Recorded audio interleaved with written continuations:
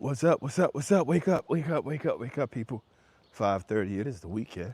So we get an hour to sleep in. Yee. Good morning, everyone. Welcome in. How's everybody doing this morning? Thank you for being here. Welcome to the walk. Welcome to the talk.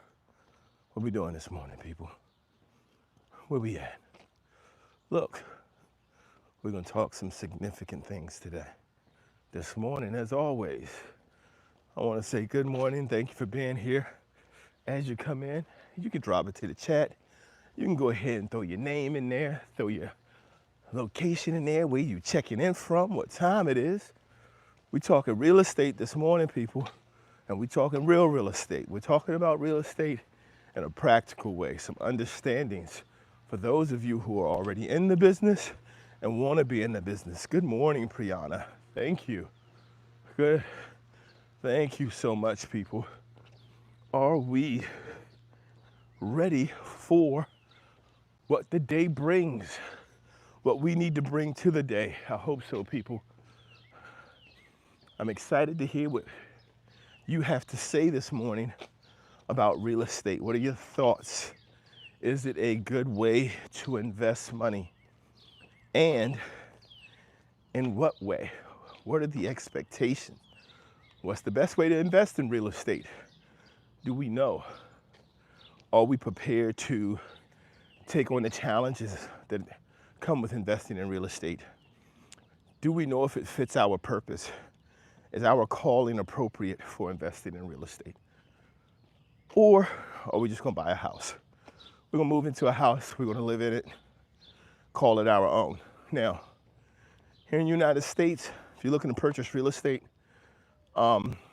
some recent changes to the law as it has become more open to the masses. Those changes include what used to be called having a roommate is now referred to as house hacking, as some localities now require the individual who is the primary on a lease or the primary mortgage holder to have the individuals that live with them listed as tenants, and that they pay certain taxes and meet certain standards in order to have roommates. It's now called house hacking. I'm letting you know from years of working in real estate, and for a short while being a real estate agent in the state of Maryland, this is a new thing. I've also been out of real estate for years, so this is definitely a new thing. What's interesting about it is it's an opportunity to make money. Now, here's what you want to know, guys. Here's what you want to understand, always appreciate, always be aware of. Where there is an opportunity to make money for this wonderful government of ours, where there's an opportunity to make money, they will make money. So right now, in order to do that, there has to be some type of legislation passed, something approved of, but they do it. And that's how they get to their money. So they change laws. So you used to be able to have, I grew up watching a show called Three's Company. Just a group of people who agreed to live together in an apartment, and a little 2-bedroom apartment, and then they just paid their rent. You know, the landlord always came around, some issue with the rent. But the great thing about that was at that time, you just agreed to move in. You work together, you pay your rent, creates opportunities for you to save, pay into your future, eventually buy. Now, if you purchase a house and you're the primary, or if you're the primary leaseholder on a property, and you decide, hey, I want to invite someone else in to help me cover the costs, you now have additional costs, making it even more difficult for those people who are trying to pay into their future and build their life to do so by placing demands on them immediately. So good morning, everyone. Thank you so much for being here. Whatever life brings, thank you for being here. Marie, it's me. Where we headed? Always walking into the future. You guys know.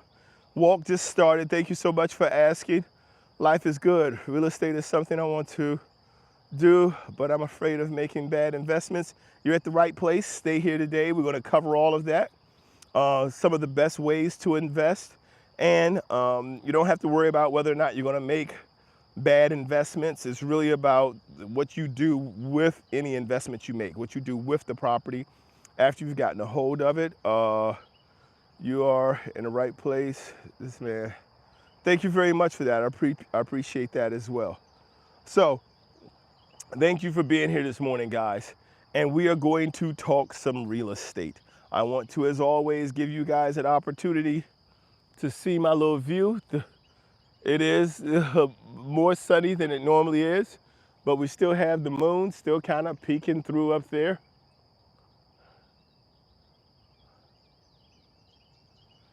But let's walk. Let's talk real estate, people. So tell me what you know. Tell me what you want to know.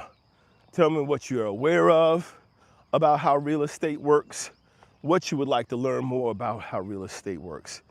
What type of investments are you interested in making? And in the survey, there is a number of different options on how to invest in real estate, and a simple question of which one's the best. I mean, which one do you believe is the best way to invest in real estate? Here is something that I do want to share. First and foremost, I believe currently that we as Americans need to make a change in the way we live our lives. I keep covering this on a regular basis. The initial LLC in the United States was established in 1977. Once that LLC was established, it was established first as from a German law, which I cannot say the name of. But it was, the framework came from that, and the establishment of that was for the purposes of two business owners in the oil industry to be able to work together and draw their revenue at the higher income, draw their revenue in at a high income level, but have the protections of a corporation without, while maintaining the tax benefits of a sole proprietorship or a partnership. So along with that came, hey, because it's a limited liability corporation, we can also attach to that some protections for our money. So outside of the fact that we now have these abilities to be able to communicate and the abilities to be able to have these, oh deer, it's usually more than one. I don't want to get hit by a deer. You ever been hit by a deer? I haven't. So outside of having those benefits, you also have the benefits of being able to, like I said, get your tax breaks. Now, during that time, I was born in '72. So the first LLC in the United States was not established until 5 years after I was born. So what does that mean? There have been a lot of changes. There have been a lot of changes in how we do taxes, tax codes, what individuals pay, how homes are purchased.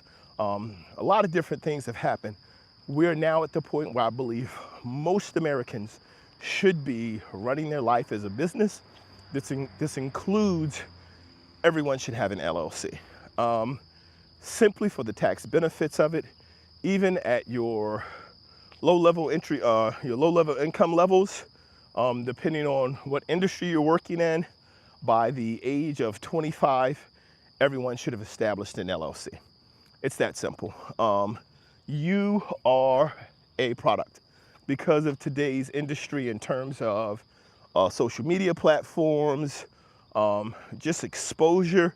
We are all responsible from money that comes into our life, whether donated, worked for, whatever the case may be. As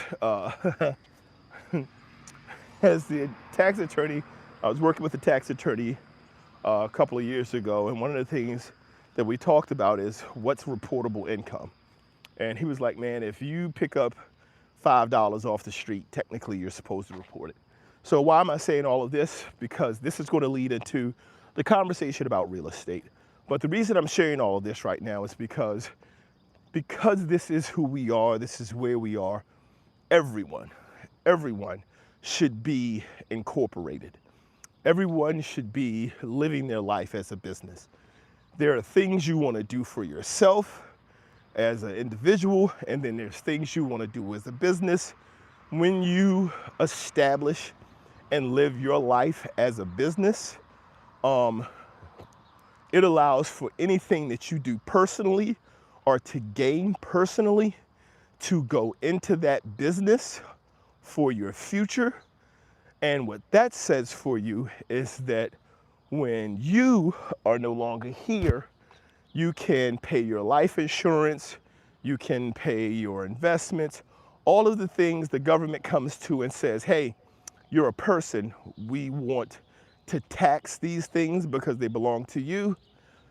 Because you're past, but your business hasn't, you're able to avoid a significant amount of those costs.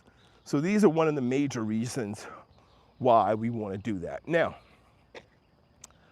having said all of that, let's get to buying houses. Now, when you want to do real estate, most people start with houses.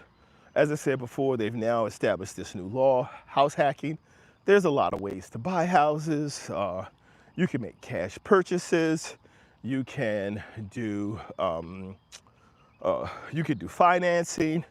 You could do group funding. You can go in with a group to make purchases.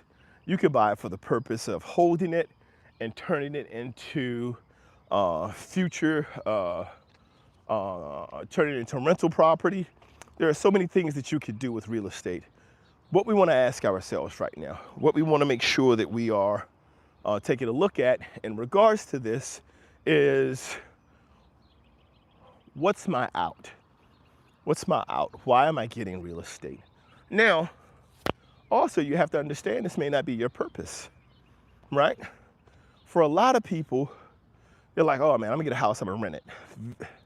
Most companies, and this is interesting because you're not gonna know this unless you've kind of investigated it, most real estate companies or most real estate investment trusts or property holding companies do not make money from rents.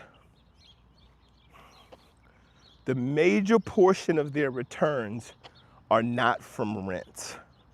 Now, I tell you this from having been exposed to it, having been a part of it, having worked in it, having done it, most of your money does not come from rent.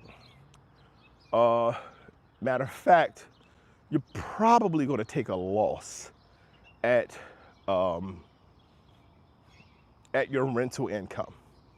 Now, this is interesting because if the likelihood of you taking a loss while renting property is high, if there's a high likelihood that you're going to take a loss at the primary structure of the business, then how do you make money? Real estate investment trusts make money by purchasing real estate. You buy it, you hold it. So they have BRRRR, right? BRRRR has been around for quite a few years. It's not a way a lot of people like to look at it. One of the reasons is because for many of the companies or many of the people who were doing BRRRR, they were robbing Peter to pay Paul. And what I mean by that, quite often people would go in and they're like, hey, I have this investment property, or I have this investment opportunity. You have an opportunity to invest $300, you're gonna make this much. You're gonna be a part of this investment. Or you have an opportunity to invest $500 or $1,000 or whatever the case may be. And they would take these people's money and they would use these people's money to make the down payment or whatever on a property. They put it into their LLC and they would tell them, hey, you are now invested into this LLC. We are going to purchase this property. We are going to take the after renovation value. We're going to rehab this property. We're going to rent this property. In the future, we're going to refinance this property. And when we refinance this property, all of you get a piece of the cut, right? So depending on the total amount of the investment, what's put in, you guys will have a percentage of the company. And so they were essentially selling individual properties. They were essentially selling stock options or stock or shares of individual properties to tell people, hey, you can get a faster rate of return on a $500 investment on this 6-month project that we're going to refinance at the end of the year. You're going to get more money from this than you would get from investing in the stock market. Real estate is far more stable, and we're going to do this over and over and over again. So you can either pull that money out or you can reinvest it. We can do other things. Problem, here's the problem.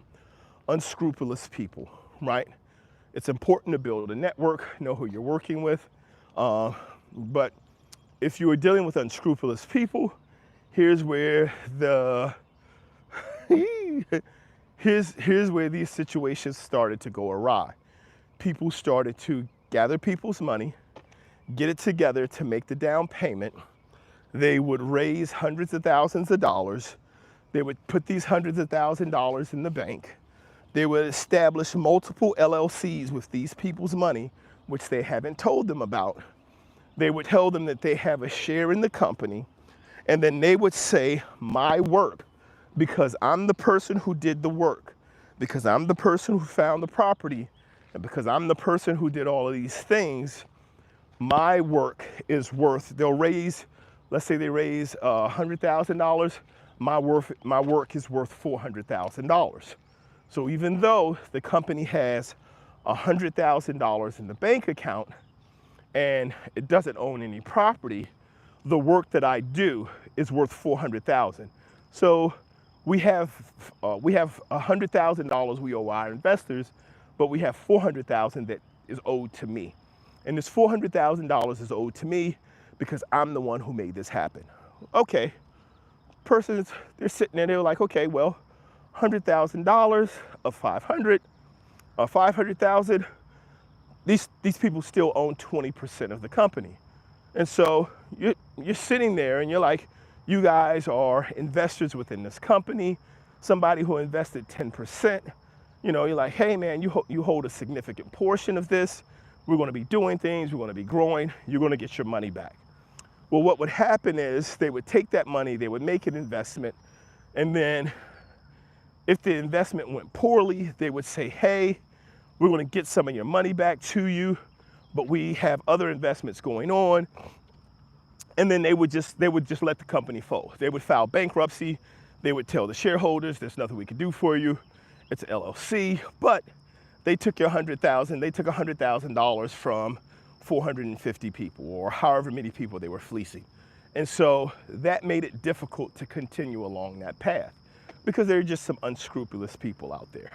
So what does that lead us to? Now that leads us to the point of, as I was saying before, we have to make sure we understand who we're working with, how we're working with them, and that's the BRR. That's the, so you can see it with 4 R's, see it with 5, but it's to buy, rehab, rent, refinance, repeat.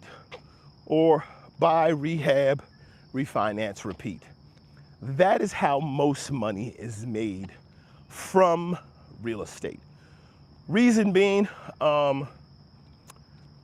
property goes up quicker in value than rents accumulate versus costs on your balance sheet in order to be able to make money.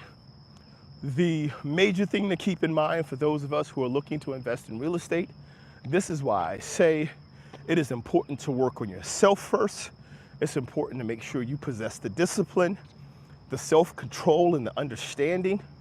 You must have all 4 pillars of discipline. You must understand that it's going to require repetition, which means it needs to repeat.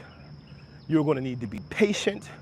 This is not, hey, I found a house, I'm going to be a millionaire next week. You can hear about these great stories. That is not the norm. Don't let that be the narrative that you're trying to create. You will need consistency, meaning you will need a plan that you can track and follow for your investments, for your day-to-day, for your communication, for your network building. Those things need to be in place. And you'll need to persevere, because there will be some difficult times in the market where there will be challenges that you will need to be able to accept or deal with or survive. But remember, perseverance is the thing that works on you. So these are the things that are important when you're doing your real estate investing. So it doesn't matter, you saw the opportunity to vote.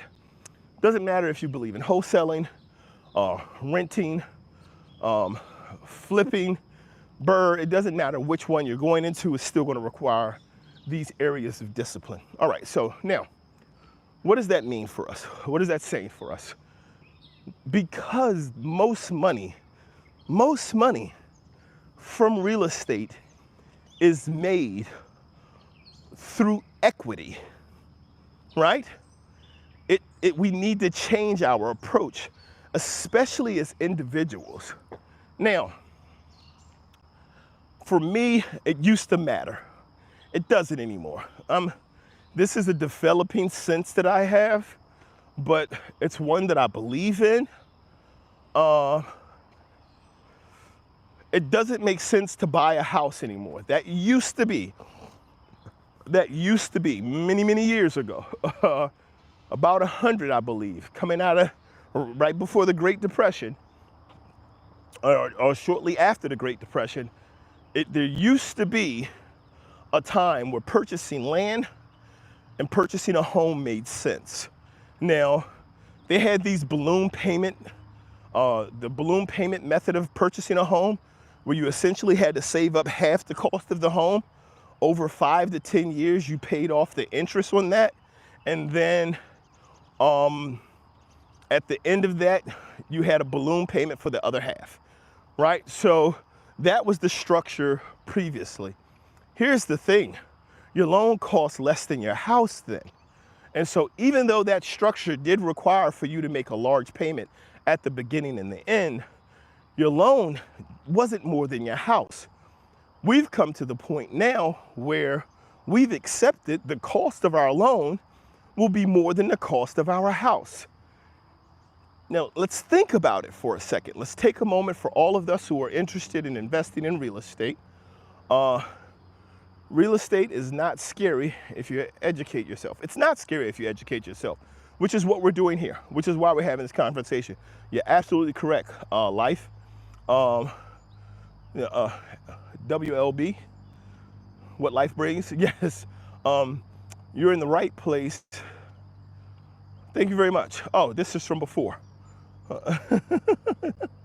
So, what are the things that we know? What are some of the things that we can be assured of when it comes to doing our investment in real estate and working towards where we want to go? So, lost my train of thought there just for a second. I thought the comments had updated. So, used to be able to purchase houses. There was a balloon payment. There was a large payment at the beginning, and then there was a balloon payment at the end. However, major benefit is even though you had these balloon payments and you had these large payments at the end, the major benefit for you was your loan was a portion of the amount of money that you borrowed.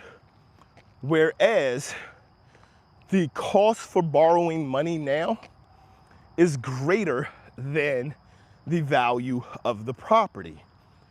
You literally, have to hold your house for 30 or more years for a chance to see that money come back. So there's no longer this opportunity to start in a small house, and then I'm gonna buy a bigger house, and then I'm gonna move into something larger. For many people, because the sheer cost of buying a home is so much greater than the home itself. So if you're buying a home right now, most recent numbers that I ran, a $500,000 home costs you about $700,000 in interest and fees and taxes, outside of your property taxes, in order to purchase it. So I'm paying $200,000, right?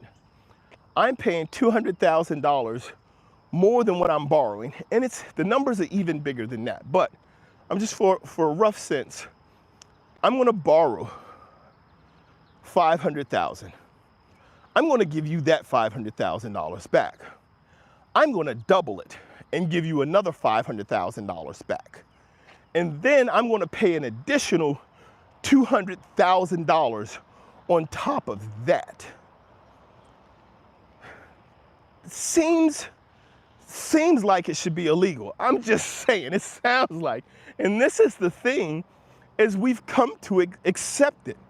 We've gotten to a point where we're like, okay, well, that's just the cost of doing business. That's ridiculous. No, that is not the cost of doing business. That is not how we should be doing business. It happens because when someone makes it normal, when someone makes it the thing that you do, we accept it. And we've accepted it. So this is why I'm saying we need to change, and we need to start living our lives as businesses. Because if you are purchasing a home as an individual or as a couple, you are hard pressed, because two things: most people don't live within their means, meaning most people spend all of their money. Even people who are making a lot of money still live beyond their means. We see it because we see people file bankruptcy and all types of things on a regular basis. So that's one of the primary reasons. Second thing is, if you buy the house you want when you can, at the price point that you want, it's unlikely that you're going to ever get out of that house, right? Unless you continue to significantly grow your income in order to make changes. So, what does this have to do with real estate? It has everything to do with it. I believe the days of personal home ownership need to be thrown out the window. I think we need to move away from it. We need to start to live our life as a business. We need to start to understand that the acquisition of property is for the purpose of future funds, and we need to treat that like a business. Stop thinking that we're going to buy it, we're going to rent it, we're going to make money. I can tell you from being someone who has been on both sides of this, the primary thing that we're looking to achieve when we're doing this is break even. Breaking even is good. And there is a part of it that you have to consider when you go into business that a lot of people don't. And what a lot of people don't take into consideration, and what a lot of people don't know, is that when it comes to doing business, when it comes to working with people, when it comes to just being a part of society, people will do things that hurt you, not with the intent of hurting you, but they're doing what they believe is best for them. I say that because you will have people who don't have the ability to pay their rent. There are some people out there who are unscrupulous, and you may look at and say, hey man, it doesn't make sense for these people to have acted in this way. They're just stealing from me because they can. And on the other hand, you just have people who have run into hard times and can't pay. Now, and the reason I'm establishing this is because, again, I'm talking about where I've been. When I was poor and I was working at fast food and I couldn't pay my rent, I was a deadbeat, right? I was oh, you don't work hard, you don't know what hard work is, blah, blah, blah, blah, blah. But as I started to amass more money and I started to invest more and I continued to work hard and some investments didn't go right, oh, well, you just need an opportunity to fix it, right? We just need to take some legal actions to kind of get you in the right place. And so doing things like filing for bankruptcy and paying off creditors and closing accounts and making settlements, those types of things, depending on where you are when you do that, can change how people look at it. And why is this a part of this real estate discussion? Because you need to know that going into it. It doesn't matter what side of it you're on. One of the things you have to learn is don't take it personal. Don't take it personal. There are going to be times where your rent isn't going to be paid. And you can't be outside somebody's front door with an axe and a hammer talking about you going to get me my money. This is not the drug trade, right? There are going to be some people who don't do the work they're supposed to do. You're going to have some contractors who don't build the code and who aren't licensing. And as contractors, you're going to have some clients who do not meet the expectation, don't pay as agreed, don't hold up their end of the bargain. We can't take it personal. All of this is a part of real estate. This is why I say you need perseverance. So getting into real estate is not just about, hey, I'm gonna buy a property, I'm gonna rent it out, I'm gonna take the property, the profit from that, buy another property and rent it out. It's far more than that. And because it's far more than that, again, and I always say this, I keep saying it, I'll continue to say it. It's important for us to work on who we are, who we're becoming, and our ability to possess the skill sets and the behaviors necessary in order for us to be who we need to be, right? In order for us to be the people who can handle the blessings that come into our life. Now, let's get down to the nitty-gritty. Money from real estate is made from buying and selling real estate. That's where you make your money. You buy it, you hold it, you wait for it to go up in value, you sell it, you get more for it than you paid for it, you try to find another property to do the same thing. Problem with doing that as an individual is it takes a lot longer. Second thing is your house in your hands is a liability. It belongs to you. You're responsible for it. You have to pay for everything that goes on with it, including the homeowner's insurance, responsibility for utilities, and everything else. That belongs to you.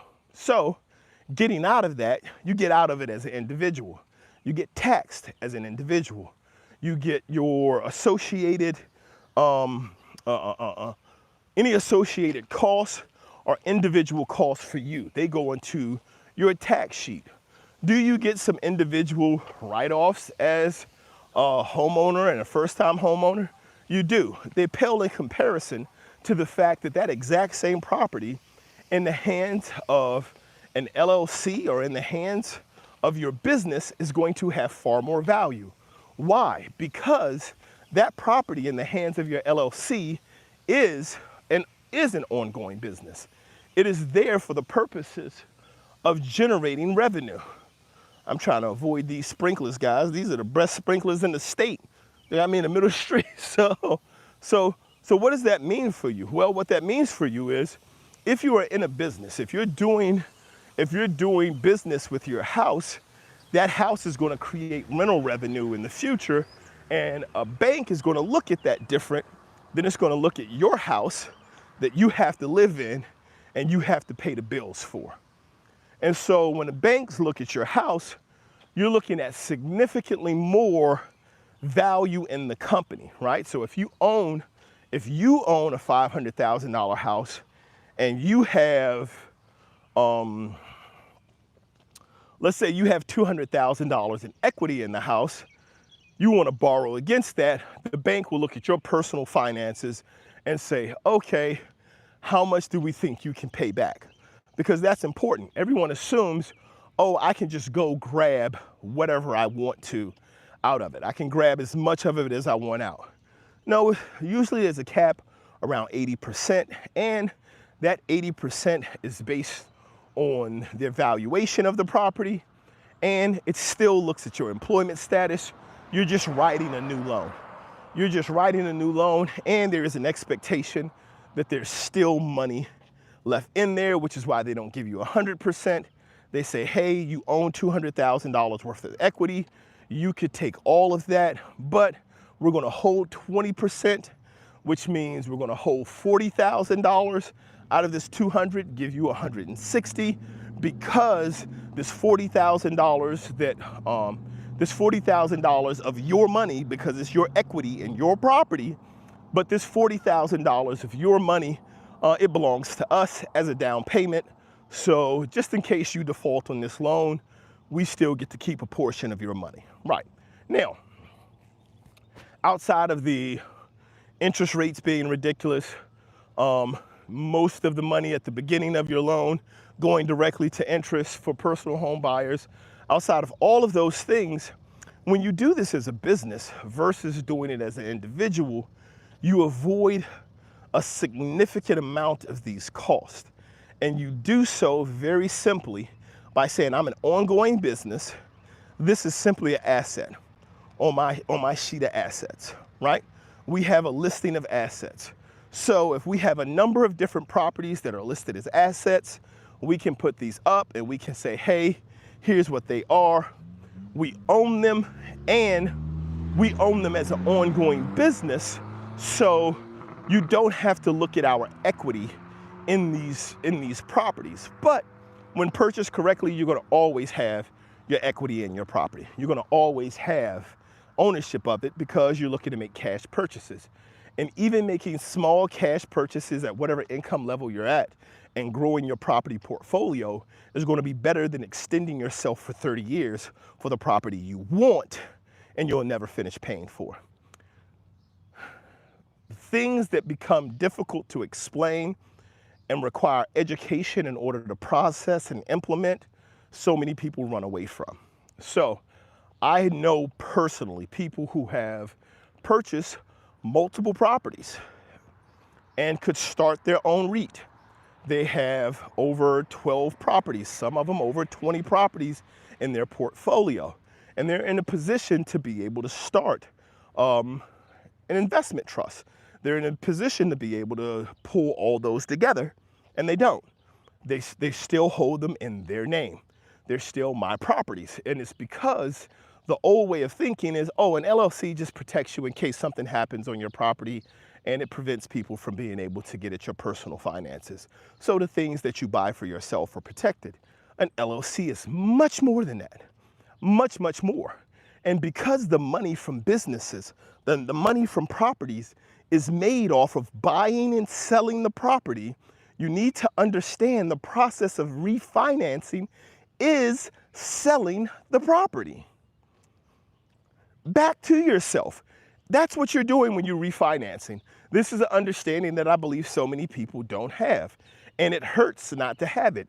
If you don't understand that, hey, when I go refinance my house, I'm selling the house back to myself at a discounted cost. That's all I'm doing. That is all I'm doing. I'm saying this house currently is worth $600,000. I'm going to give myself a $200,000 break on it, and I'm going to buy this house for $400,000. That's what I'm doing. And I'm going to write another loan with the bank, right? With Fannie Mae or whoever. I'm going to write a new loan for $400,000 for this house, and everything over $400,000 I'm going to borrow because I just sold my house back to me. That's what refinancing is. So if you now understand that all purchases, that most money made on homes is through refinancing or through selling of the property, why would you lock yourself into only one property to be able to take funds out of? This is why we need to start to run our life as a business. We need to start to understand the ins and out and the cans and cannot do's for that so we can maximize it. Now, all of this is going to require discipline. There are so many different things that we could discuss that we could try to streamline. Bottom line is, there are a lot of people out there trying to do it. There are a lot of people trying to do the brrr. There are a lot of people out there trying to flip. There's a lot of people out there trying to wholesale. There's a lot of people out there trying to buy and rent. There's a lot of people out there just trying to buy a house.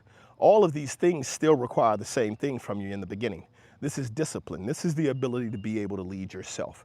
And if you can't lead yourself, then you're not going to be able to lead this growth. And this is what purchasing property is about. Stop looking at buying a house as, oh, I'm buying a house so me and my family can have a nice place to live. There are plenty of nice places to live, right? But you need to start to understand, especially if you're a high earner, right? If you're a high income earner, you need to start to understand that the power of your money in your hands is significantly reduced. And it needs to be moved over into the hands of a company. You need to become a company. You need to fund your company, and you need to let your company present opportunities for you to gain assets, because by gaining assets, assets grow in value. If you keep buying houses, and I don't care how much money you make, I'll put it to you like this. And this is for you high earners out there. And I'm telling you, this works. I've run the numbers, and I can run them for you in the future. We can sit down on the live, and I can run some more numbers to show you. For individuals who make over $80,000 a year, you're in an income bracket where you need to start to move your money over into an LLC, and you need to start to function as a business. And you need to start paying into your future. Any condo you buy, any single family home you're looking to buy, you need to look to buy it as a company for the purposes of refinancing it or taking the money out of it to acquire another property to grow your portfolio. Stop looking at it as, oh, this is where I'm going to live. Oh, I want to live in this neighborhood. I like this neighborhood. That's not, no, don't do that. Don't do that. We can get there, but don't do that. Don't have the house that you buy be in the neighborhood you want to live in, because now you're stuck. Don't have the first house you buy be that house. Have the first house you buy be the house that's going to pay for your dream house. Because once you establish and understand that by owning multiple properties and growing that business, that you're going to have more opportunities down the road, it's going to make you more powerful. It's going to allow for your money to be paid into your future immediately, not 15 years from now, not 20 years from now, not 30 years down the road. If you're a high earner and you're making $120,000 to $180,000 a year, oh, just so you know, for people who are looking to buy a $500,000 home and you're making $180,000 a year, that's about where you are. And a loan for that home pans out to about $1.2 million, I believe, for the life of the loan, right? So if you're going to pay $1.2 million over the next 30 years for a home, when you could invest into a business significantly less for the next 5 years and be able to acquire a greater value of properties through a business, why not do so? Stop with this is where we want to live. Oh, this is where we want to live, right? So this is a misnomer that is at every income level. It's not just at a poor income level. It's not just at at a low income level. It's not just at your medium income level. And it's not just at your high earner level, right? It's at all of these levels where we need to have a change in how we're looking at living our personal lives, start to understand that we as individuals need to establish ourselves as businesses and start to live as such. Because in real estate, the money from real estate is made in buying and selling real estate. You're not going to get rich collecting rents. I don't care how many buildings you hold. I don't care how many apartment units you have.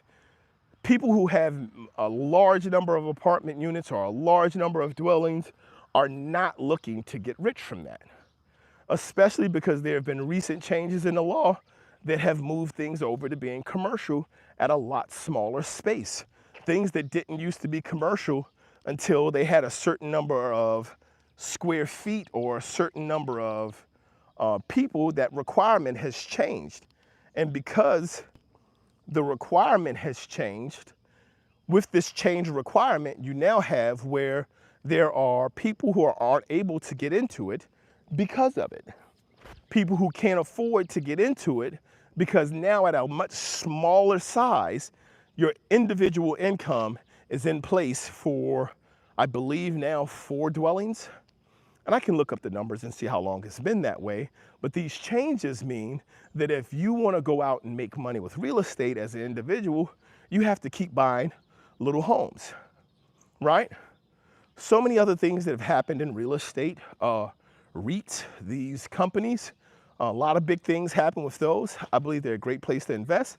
I also know that there are unscrupulous people everywhere, including at the head of large corporations.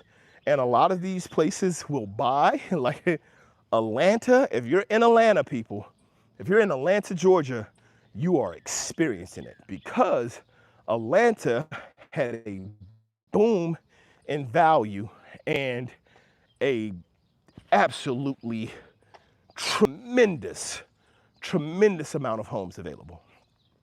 And so these large companies went out and they just started gobbling them up. And they were like, hey, what do you got? We got defaulted loans. Let me get 1,500 of them. And the reason they were buying them up is because they own the property. They don't care. They don't care who live in it. They don't care who's squatting in it. They don't care if the rent's being paid. They don't care what condition it is. They don't live in those neighborhoods, but they now have a portfolio that says they own 300 properties with a median price of about $200,000. So what's that, 60 million or something like that? I own $60 million worth of properties in Georgia. Add that to our books. And now let's find a way to write that off so we can transfer that money over into our pockets, even though they may be paid $3 or $4 million for it, for the defaulted loans or for the tax sales or whatever. I mean, that's big money. And I'm saying this to you because, again, I need you to understand is if you're interested in getting into real estate, top, bottom, middle, we need to be educated. Doesn't matter, but we have to approach it with the understanding that it's a business. And if you approach it and you try to get into real estate on your personal income, you are going to be behind, you are going to stay behind, right? And this is important. There are a lot of different ways to invest. We can cover stocks, we can cover real estate, we can cover so many things. I'm not one of these people who is going to tell you, hey, real estate is going to change your life. I'm putting together a seminar. Let's come sit down. It's going to be $350. I'm going to cover everything that you need to do. We don't have to go through that. First thing we need to do is make sure you're the person who can go through the things that need to go through. It is not easy. It is hard. It is not simple, and it takes time. Stop listening to people who are telling you, come to this seminar for $500. Buy these lessons for $120. Come to this seminar for $1,000. Put $2,500 in this. We can get you onto our highest level of training and give you access to all of these resources for $25,000. And you find that you've taken the money that you could have used to purchase your first property, paying it to these people. And this happens on a regular basis. This is why, in order for you to really get into real estate, in order for you to understand and benefit from real estate, you must first put yourself into a position where you understand that it is who you are and the work that you're going to do, and you have to be prepared. Which is why I say you have to live your life as a business, because even if you can't find the time to do it, even if you don't have the understanding to do it, by putting together the appropriate team, by working with the right group of people, by investing in properly and establishing a network, you're capable of putting this business together and then handing it off to others to run. That's the benefit of a business, right? And so when you make yourself a business and then your business has the opportunity to make money for others, building a good network lets you establish that, it lets you build on that, it lets you grow on that. So guys, thank you very much for walking with me this morning. I appreciate your time and attendance. I appreciate you letting me share with you. I know there's so much to do. I'm normally out here rah, rah, rah. It's still the same, guys. We still believe that everything starts with discipline. Discipline has these 4 pillars. It's going to require repetition. It's going to require patience, consistency, and perseverance. Everything works on the projects. Perseverance works on you. It's always a pleasure to be here, guys. I want you to go out there, continue to show up, blow up and grow up, guys. God bless.